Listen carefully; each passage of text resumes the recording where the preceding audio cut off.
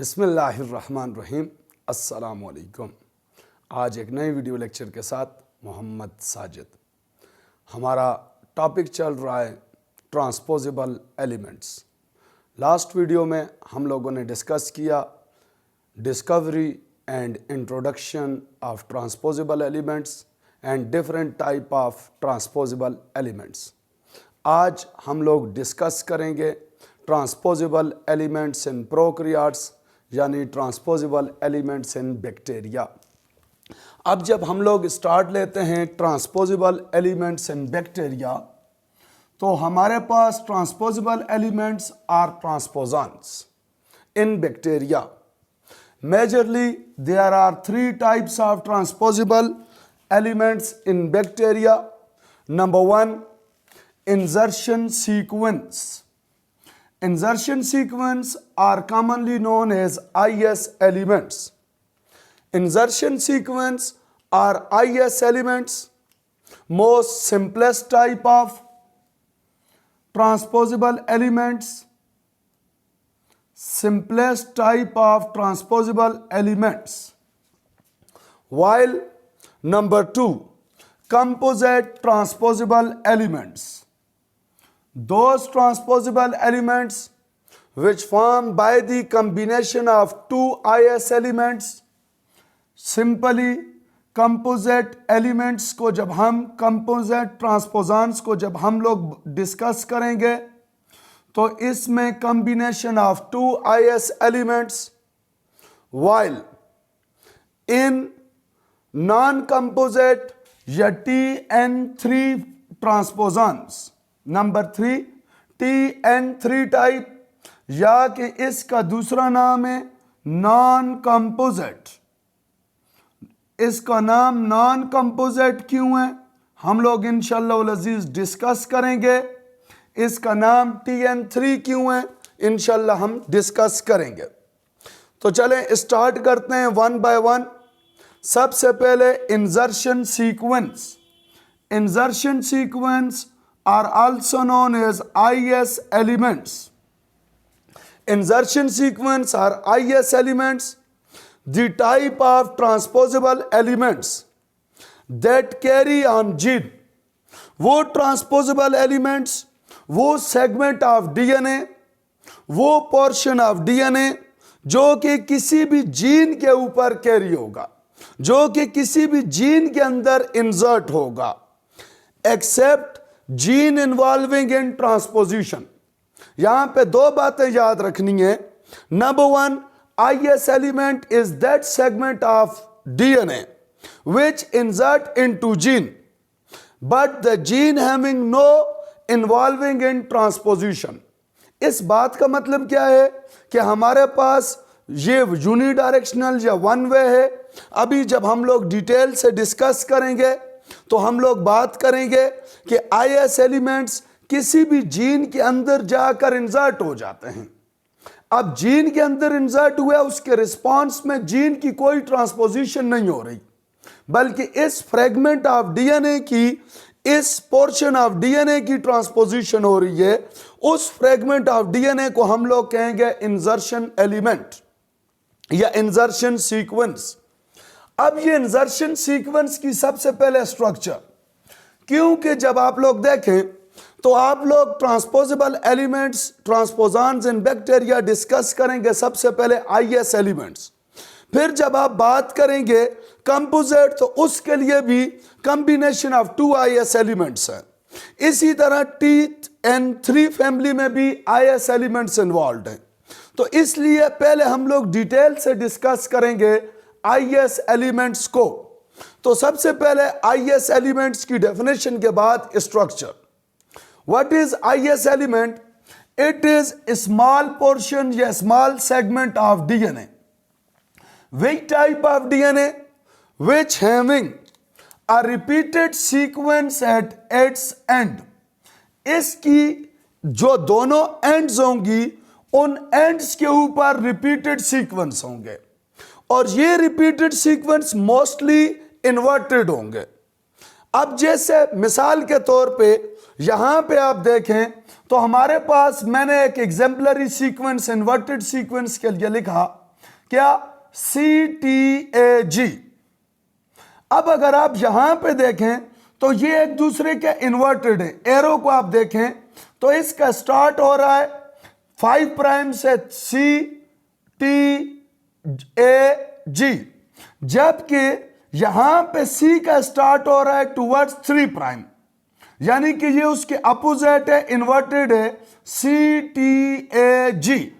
तो ये जो सीक्वेंस रिपीटेड सीक्वेंस होगा इसको हम लोग कहेंगे इन्वर्टेड रिपीटेड सीक्वेंस। ये किसी भी IS एलिमेंट्स के टर्मिनल पोजीशन या एंड्स पे होगा।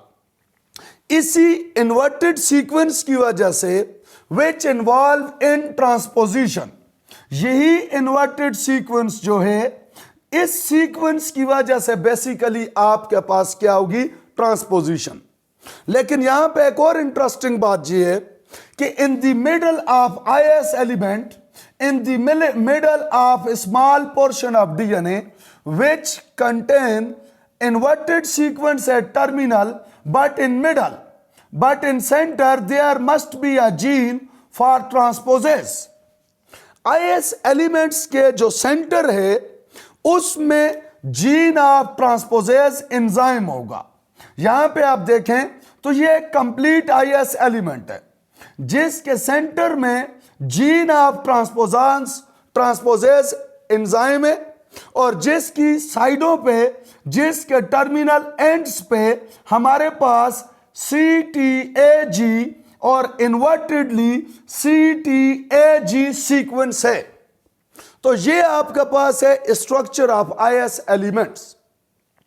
अब ये IS एलिमेंट्स जो पोर्शन, जो पार्ट ऑफ DNA है, इसने एक जगह से रिमूव होकर या कॉपी होकर दूसरी जगह पे इंसर्ट होना है।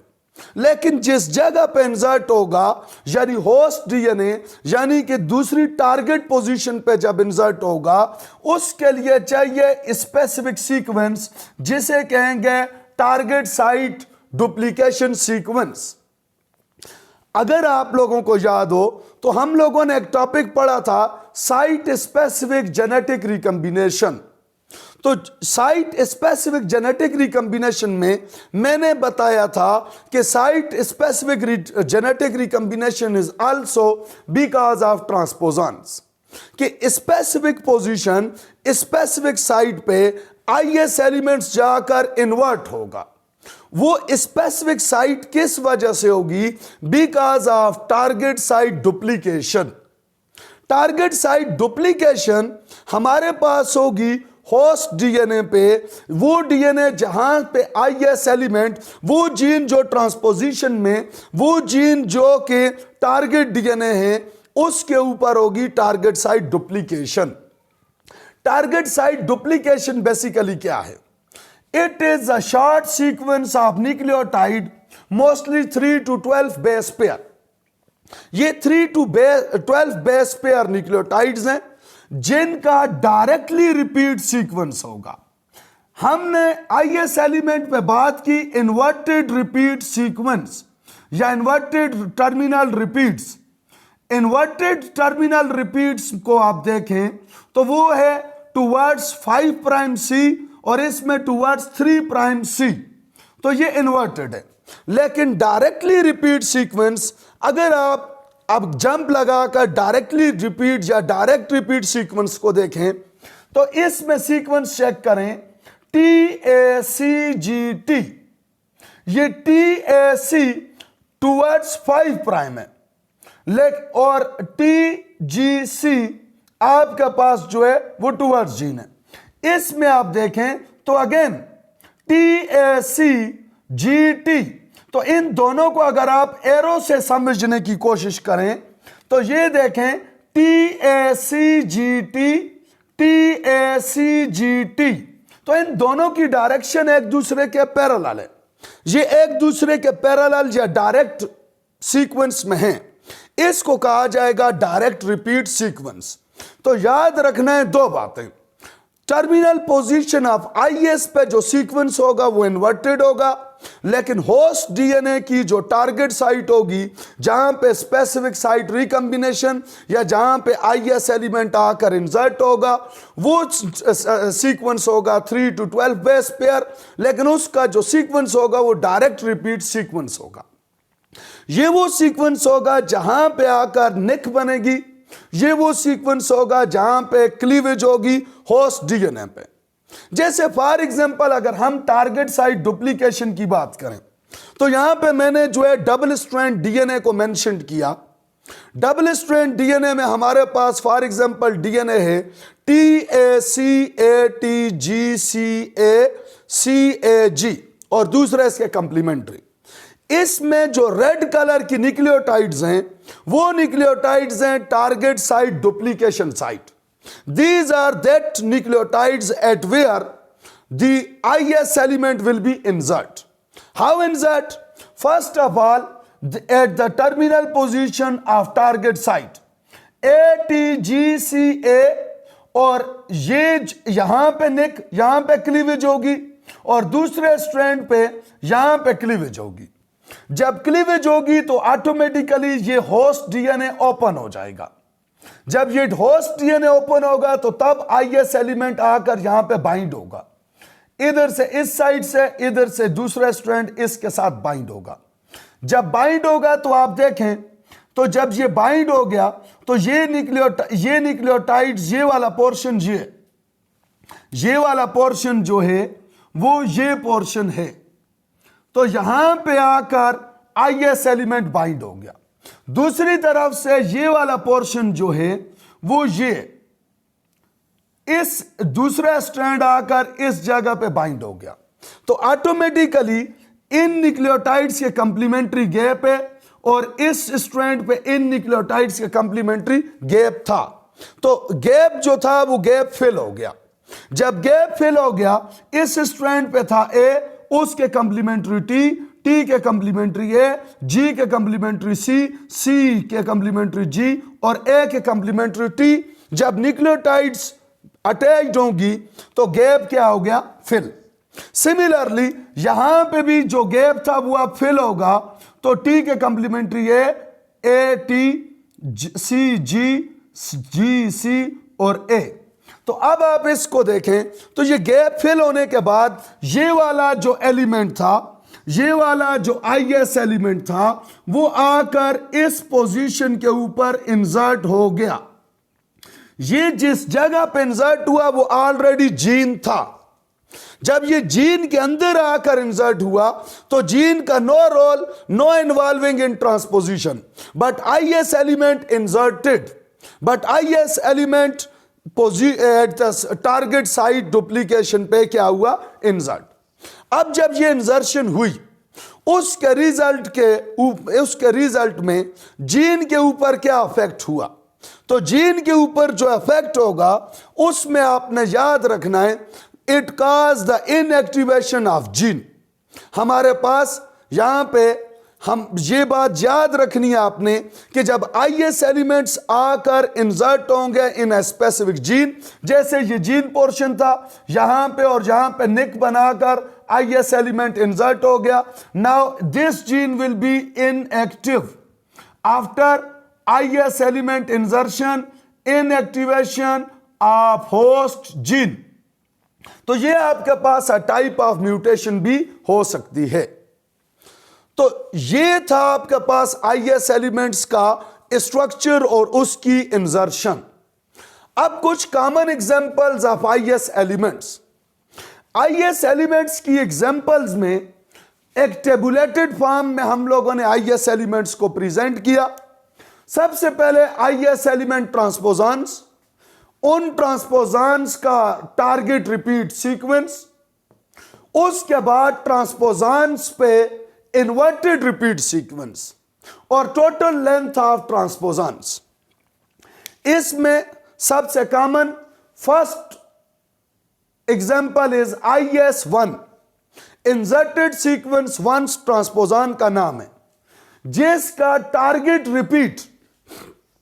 टारगेट रिपीट का मतलब ये वाली साइट जो होस्ट डीएनए पे होगी वो 9 न्यूक्लियोटाइड है।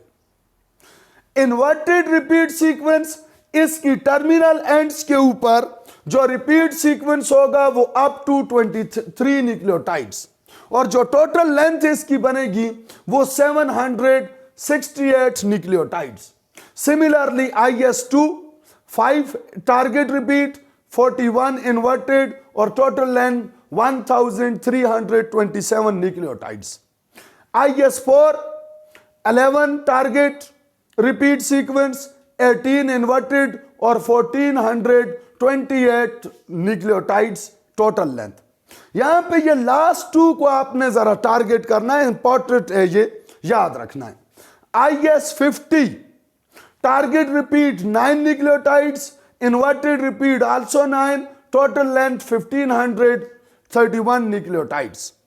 IS10 टारगेट रिपीट यानी target duplication site 9 nucleotide, inverted repeat sequence and the terminal position of IS element 22 nucleotides or total length almost 1329 nucleotides।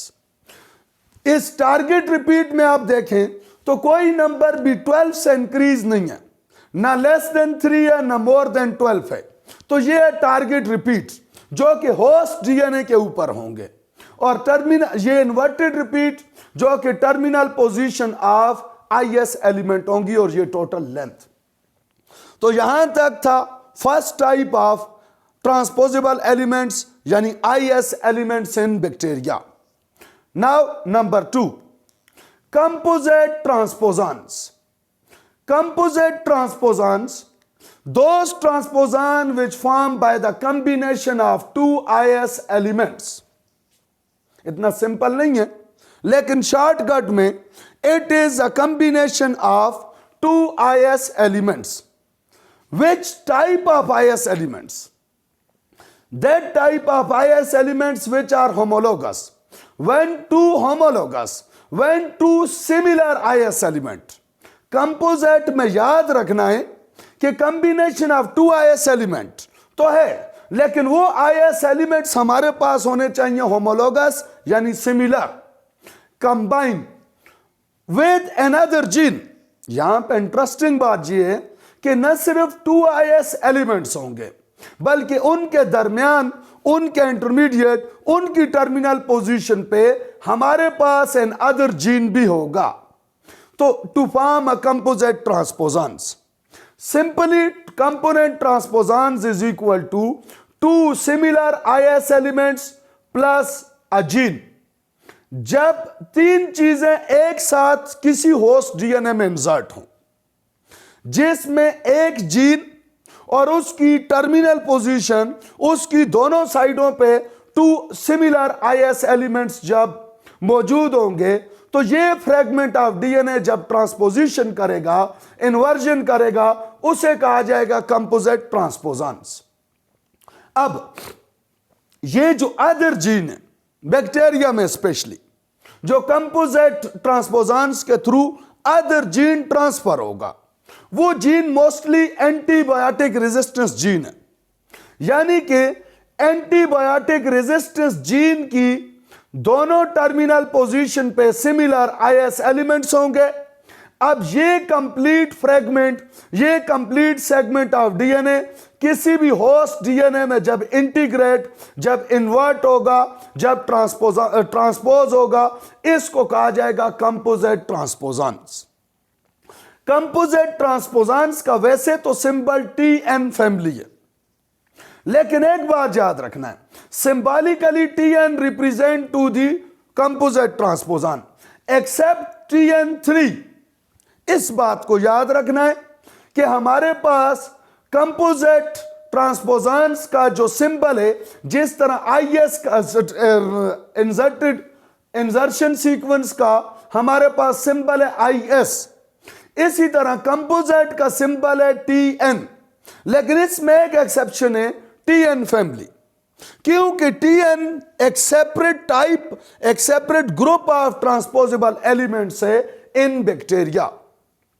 अब हमारे पास होगा क्या कंपोजिट में, जैसे मैंने पहले कहा कि इसका सिंबल है TN, तो अब TN5 जब लिखा हो तो TN5 ऐसा कंपोजिट होगा जिसका IS एलिमेंट होगा, जैसे मैंने अभी ऊपर कहा, IS50। इसकी टर्मिनल पोजीशन पे एक तरफ भी IS50 है, इसकी टर्मिनल पोजीशन पे दूसरी तरफ भी IS50 है, और दरमियान में मौजूद है जीन। लेकिन वो जीन होगा एंटीबायोटिक रेजिस्टेंट। वो जो एंटीबायोटिक रेजिस्टेंस जीन है वो होगा kanamycin resistance. Kanamycin is antibiotic. Kanamycin antibiotic resistance gene जब बिटवीन 2 IS एलिमेंट होगा तो तब हम लोग उस टाइप ऑफ कंपोजिट जिसके टर्मिनल पोजीशन पे IS50 होगा तो उसको कहेंगे TN5। सिमिलरली TN9, इसकी टोटल लेंथ IS50 वाले कंपोजिट की होगी 5700 बेस पेयर। सिमिलरली TN9 में जो हमारे पास ABR यानी एंटीबायोटिक रेजिस्टेंस जीन होगा वो होगा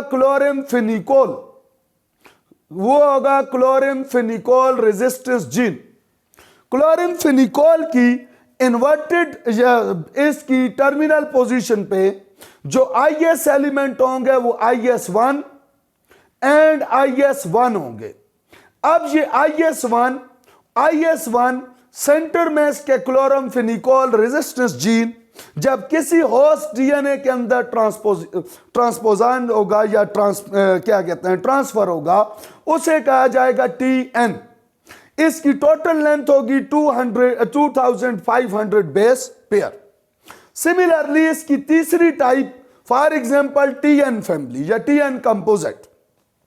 TN कंपोजिट में जो ट्रांसपोजेबल एलिमेंट है वो है, जो IS एलिमेंट है वो है IS10। याद रखना है कि आप शॉर्ट MCQs के लिए तो यूं याद कर सकते हैं कि TN में IS10 इंसर्शन सीक्वेंस है, लेकिन यहां पे TN9 में या TN50 में आपका ये प्रिंसिपल फेल हो जाएगा।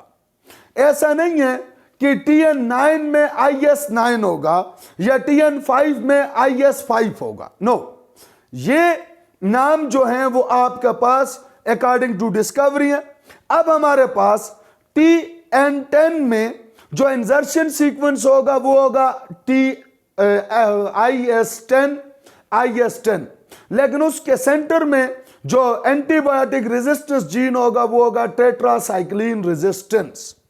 वो कौन सा होगा? Tetracycline resistance.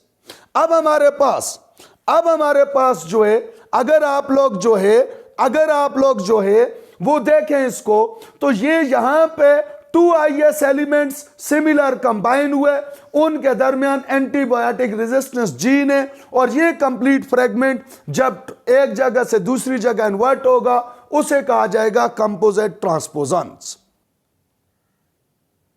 अब देखें, जैसे फॉर एग्जांपल अगर हम TN5 की बात करें तो TN5 में जो IS एलिमेंट है वो है IS50। इसके हमारे पास जो सेंटर में कैरियर जीन होगा वो होगा एंटीबायोटिक रेजिस्टेंस कैनामाइसिन रेजिस्टेंस। अब ये सिंबॉलिकली ब्लैक कलर का DNA वो DNA जहां पे जाकर साइट स्पेसिफिक यानी कि आपके पास जाकर ये वाला कंपोजिट एलिमेंट ने इन्वर्ट होना है। तो अब आप देखें, ये हमारे पास है कंपोजिट ट्रांसपोजान, ये हमारे पास है होस्ट DNA। इस होस्ट DNA के अंदर जब इंसर्शन होगी तो ये सिंबॉलिकली ब्लैक कलर का DNA यहां से क्लीवेज हुआ और यहां पे आकर इन्वर्ट हुआ कंपोजिट ट्रांसपोजान्स। तो अब यहां पे इस कंपोजिट ट्रांसपोजान्स में IS50, लेकिन इसके सेंटर में जो कैरियर जीन है वो आपके पास है कैनामाइसिन रेजिस्टेंस। तो ये आपके पास वो दूसरी टाइप थी, type of transposable elements in bacteria में से कंपोजिट ट्रांसपोजान्स। अब हमारे पास तीसरे नंबर पे हम लोग बात करेंगे TN फैमिली। जब TN फैमिली की बात करें तो TN family is also known as non composite transposons, non composite transposons. अब ये नॉन कंपोजिट ट्रांसपोजॉन्स जो हैं ये बेसिकली क्या हैं? इनमें भी इन्वर्टेड टर्मिनल रिपीट सीक्वेंस होगा जिस तरह आईएस एलिमेंट्स में है। इनमें inverted repeat terminal repeat sequence का जो लेंथ होगा वो ऑलमोस्ट 38 to 40 न्यूक्लियोटाइड्स होगा, 40 बेस पेयर होगा। अब ये प्रोड्यूस करेंगे डुप्लीकेशन साइट।